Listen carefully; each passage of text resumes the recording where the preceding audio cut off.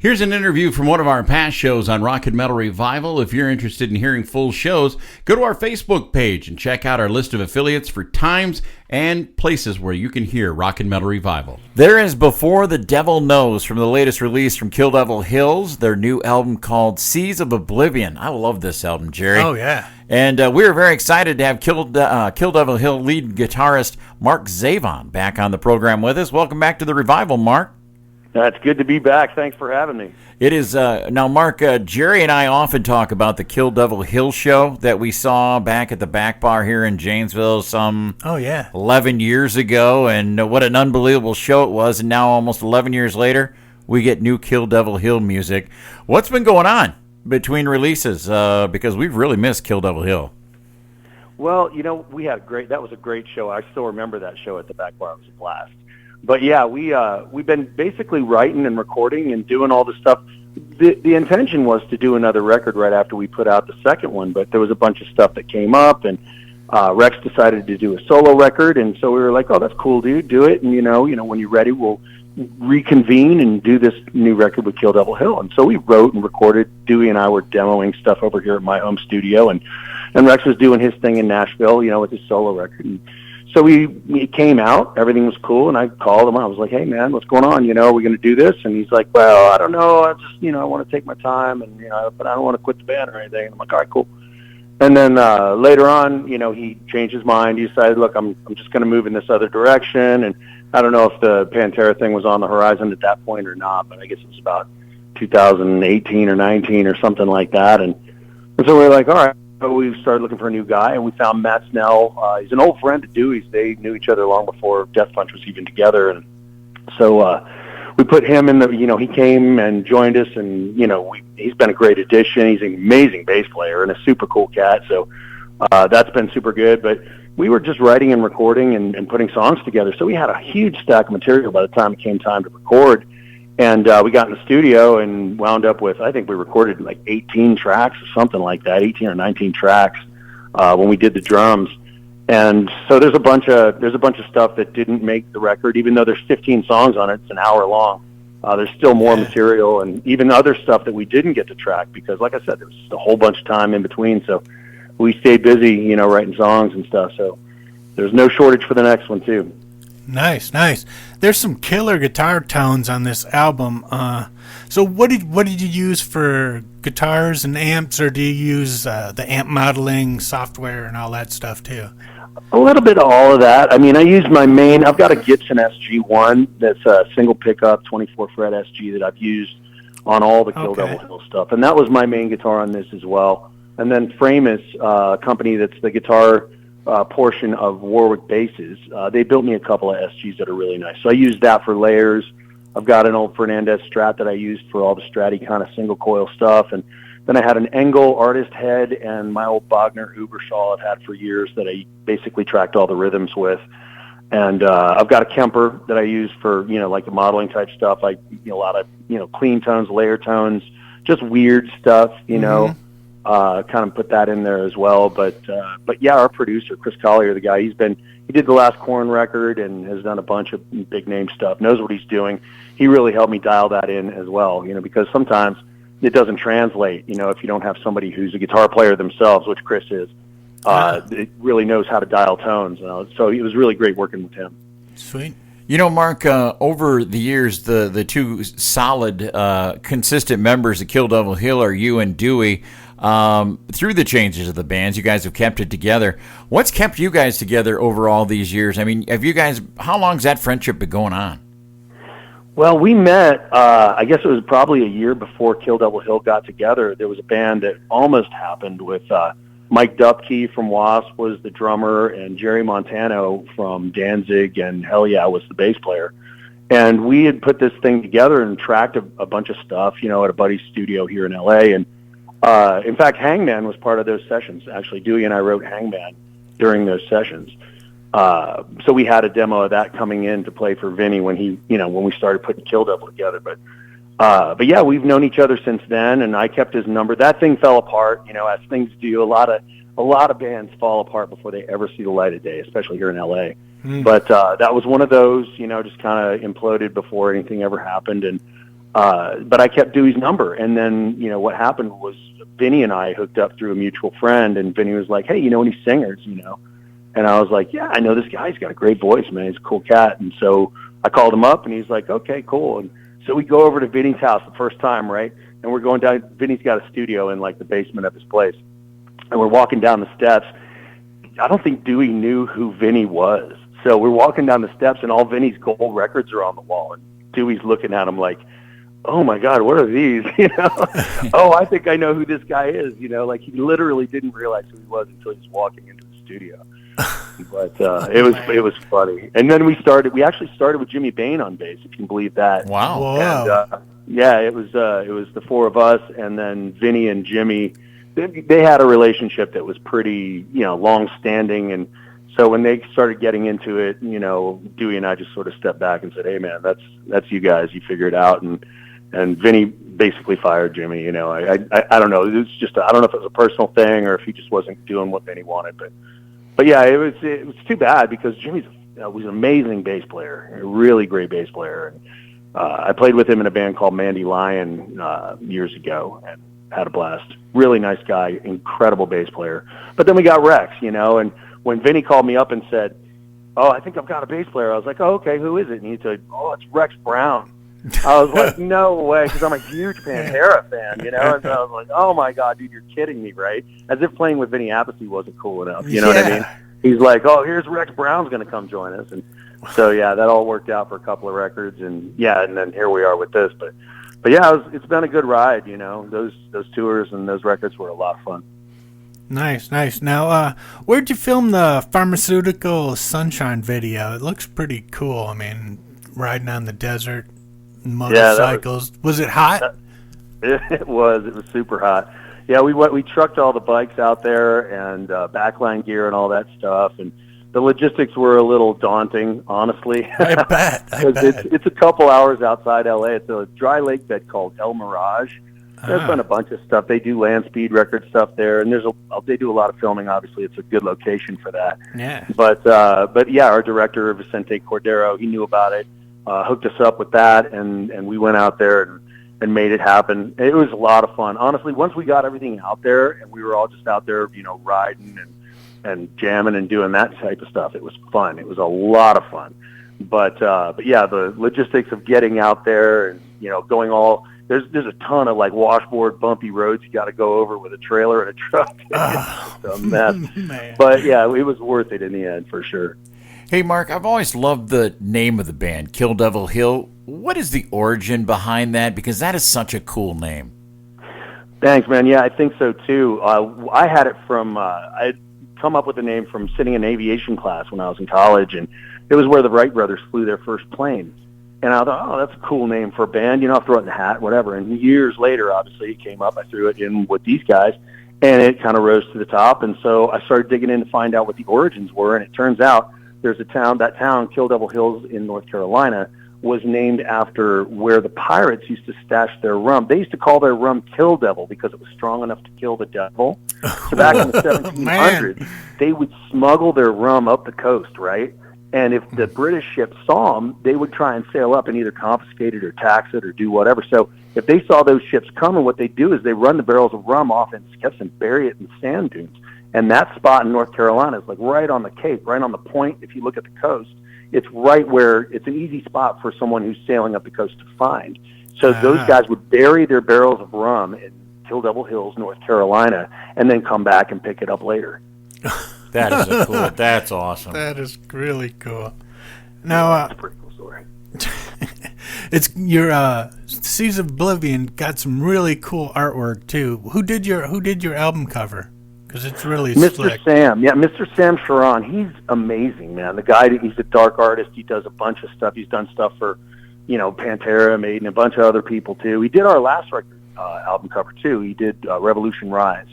So we've worked with him before, and he's a super nice guy. He came. We just played last weekend at the Whiskey, and he came, or the weekend before, I guess it was, and he came out. We got to hang out for a little bit. It's always great to see him, and he's a big supporter of the band too. I mean, he's not just. It's not like we just do everything email wise. Like he'll literally come out, or you know, like get on social media and post stuff about us. And it's great to have somebody like that on our team. Very cool. You know, Mark, a few years back, we had you on the show for your solo album, which we both thought was a killer album. Yeah, definitely. One of the songs we get a lot of feedback from that album is your version of Big Shot. What made you pick that song to cover? Well, I was a big Billy Joel fan when I was just a kid, like 14, 15 years old. And so I always thought that song had so much, I don't know, anger in it. You know what I mean? To be on a piano, it needed more oomph. Yeah, exactly. Yeah, exactly, right? Just a little more aggression would make that song kick. So that was the idea behind it. And so once I got into the nuts and bolts of it, I started in different ways to play some of the keyboard parts or like the sax parts or whatever on guitar, and it just kind of worked out. Like I said, I was a big fan, so it was kind of a labor of love for me. Well, it's been a while since the last solo album. Any plans for another one? I've got a bunch of material sitting here, but I've been so focused on trying to, it's funny because when you do a record like we've done with the Kill Devil stuff, it's a lot of work getting it recorded and mixed and mastered, and then, you would think you'd be done. But of course, that is just the beginning because all of the promotional aspects start right after that. Mm-hmm. So, and especially in today's world where it's a lot of DIY, you pretty much kind of have to cross your own T's and dot your own I's. Mm-hmm. And so I've been doing a lot of that. I mean, we hired a publicist and did a bunch of stuff like that, but these are things that a label would generally do. And we don't have like a major label record deal like you would have back in the day where they would cover all those things and then they just recoup costs off the sales of a CD. They can't sell CDs anymore because of streaming services and so forth. So now we've got a distribution deal, which is great, and gets everything out there, but a lot of the nuts and bolts of that stuff is left to us to figure out. So, it's not a big deal. You just roll with the changes, but it winds up being sort of a see how many hats you can wear scenario, what I mean, where, kind of have to make all that stuff happen ourselves. And so, I've got a bunch of material for another solo record, and hopefully I'll have the time to do it. We'll see. I'd actually really like to do it because there's a few that didn't make the first one that are still sitting there. Brian Tishy played drums on them, and, they just didn't get finished in time, essentially.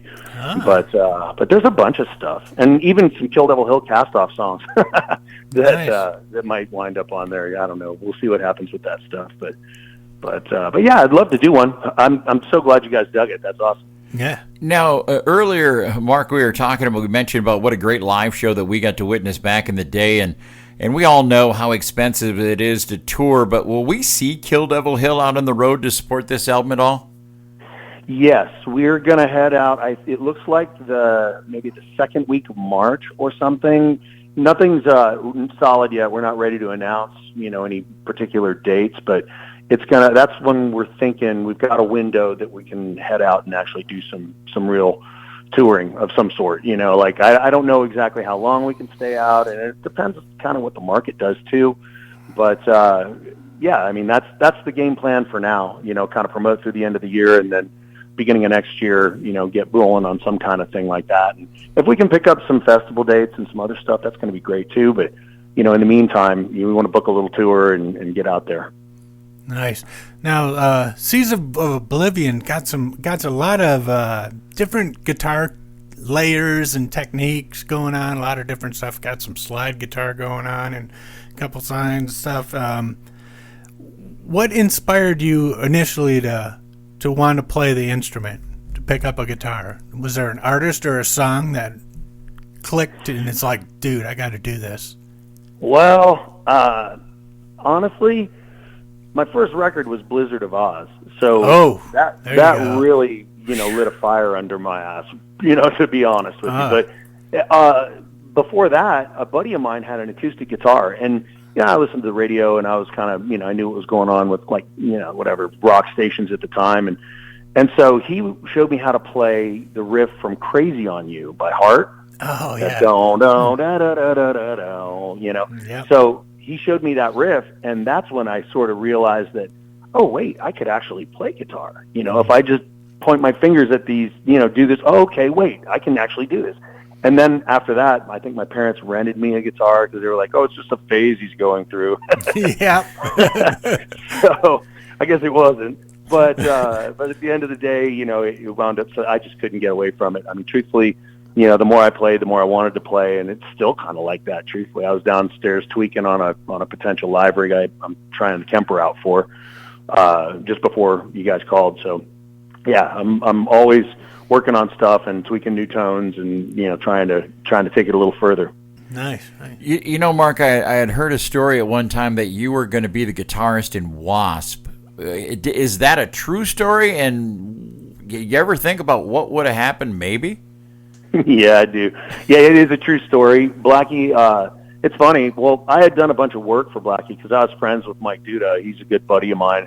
And we would go over and do, kind of the things. Blackie's got a lot of stuff. The joke is that Blackie's stuff has stuff. So we've moved a lot of his stuff from storage place to storage place, or, things like that, And so I had done a lot of work for him, and so I knew him. He knew me, And the slot came up where were auditioning guys, for the position. And so I was like, hey, Mike, you think you could get me into jam? He's like, I don't know. I could ask, And so he asked, and Blackie's like, all right, let's see what he can do, So I went into their rehearsal place and jammed a couple of songs, and Blackie looked at me and he's like, why didn't you tell me you could do that? And so he hired me on the spot, and everything was cool. But when we got into rehearsals, we rehearsed for about 2 weeks before we were supposed to go to Europe. And during that 2-week time, I was struggling, honestly, in rehearsals, and it was totally uncharacteristic for me. There were things my hand just wouldn't do. I couldn't play. Something wrong with me. I didn't know what it was.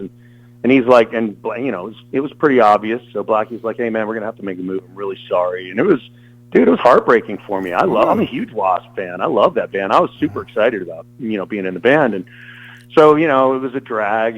But in the meantime, I went to see the doctor about a little bump I had, it was like near my neck, essentially.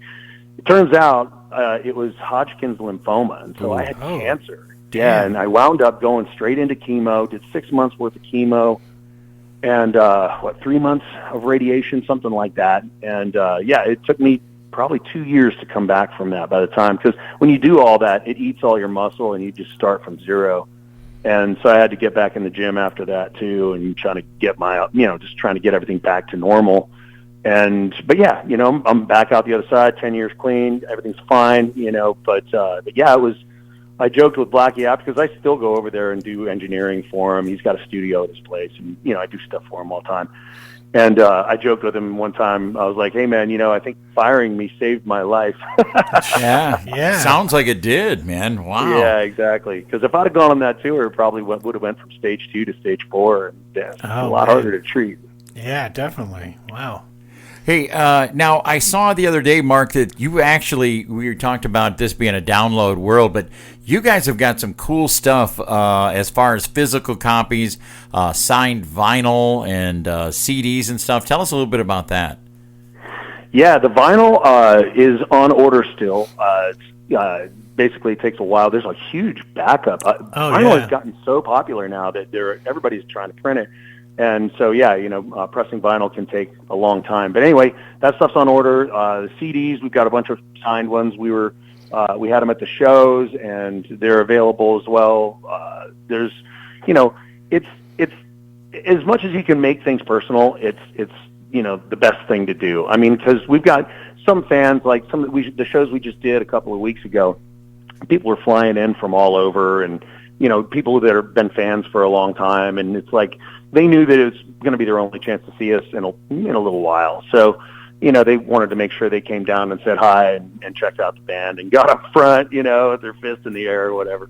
But those people deserve that kind of stuff, and they really appreciate it. And so that's why we try to go out of our way as much as we can to personalize it and make it an experience that, we can share with the fans on a personal level. So cool. Sweet. So, the song From the Ashes has some really tasty slide guitar in it. Do you think that song could have went to another level by adding some cowbell? It's entirely possible. Look out. Yeah, just random cowbell. All right. You send me the overdub and I'll put it in there. Nice. Everything goes better with cowbell. That's the way we look at exactly. stuff. Hey, Mark, where's the best place for our listeners to find out more about Kill Devil Hill, check out their music, and really become more familiar with the band? Well, we've got a website. It's killdevil.music.com, and you can check us out on socials. Instagram /Kill Devil Hill Music, Facebook /Kill Devil Hill Music, all that stuff. YouTube, Kill Devil Hill Music. Okay. We're also on Twitter, and so just hunt us up, check us out. We try to stay on there pretty regularly. So, and try to interact with people too. So if you send us an email, there's info@killdevilhill.com. We try and get on those and stay in touch with everybody best as we can. We've got a mailing list on the website, so if you want to stay abreast of what's going on with everything with us, we get an email, and we'll keep you every time news stories pop up. Those go straight to your email, and it makes it a lot easier to keep up with what's going on. Very cool. All right, Mark. Well, we always let the artist pick the song out of their catalog to end the interview. So what would you like us to play going out of this interview? How about Playing with Fire? Oh, great tune. Nice. Great tune. Well, Mark-Zavon, you are always welcome back here on Rock and Metal Revival. It's been a pleasure having you on the show. Thank you guys so much for having me. It's great to be back. Appreciate you guys.